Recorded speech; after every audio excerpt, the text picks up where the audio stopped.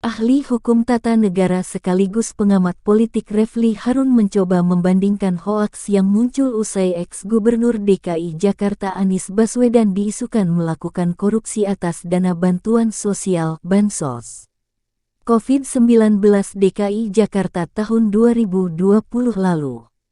Isu ini awalnya diembuskan oleh akun Twitter @Kurawah.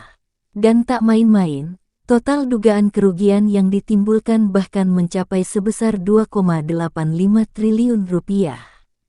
Meski belum terbukti, muncul video unggahan kanal YouTube analisis politik yang menyebut bakal calon presiden baca pres Nasdem ini ditangkap KPK.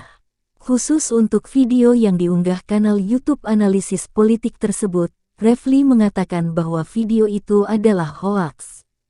Karena hingga akhir, video tidak menunjukkan bukti bahwa Anies Baswedan ditangkap KPK. Kalau kita bicara menilai hoaks dan tidaknya, inilah yang namanya konten hoaks, kata Refly melansir dari YouTube channelnya, Senin, tanggal 16 Januari tahun 2022. Ya, konten yang seharusnya dijerat dengan pasal menyebarkan berita bohong.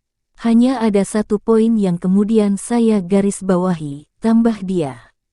Yaitu kegaduhannya yang tidak terbukti, jadi kalau kita pakai standar tinggi harusnya tidak ada orang yang dijerat dengan Undang-Undang Pasal 45A ayat 1 UU ITE itu, jelasnya.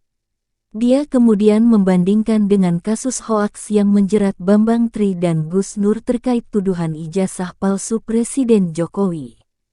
Sekali lagi kalau kita bandingkan dengan kasus Bambang Tri dan Gus Nur itu jelas kita nggak bisa bilang itu hoaks karena Bambang Tri dan Gus Nur sendiri tidak tahu versi yang sesungguhnya, kata dia. Apakah ijazah Jokowi asli atau tidak? Sementara dalam konten ini ya dia pembuat tahu kalau ini sesungguhnya hoaks. Dia pemilik akun YouTube sengaja bikin itu, tambahnya. Refly kemudian mempertanyakan motif dari si pembuat video yang menyebarkan hoaks soal ditangkapnya Anies.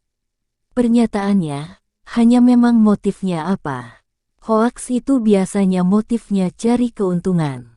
Keuntungan apa ya yang paling gampang, kata dia. Ya keuntungan ekonomi, jadi ini adalah betul-betul konten hoaks.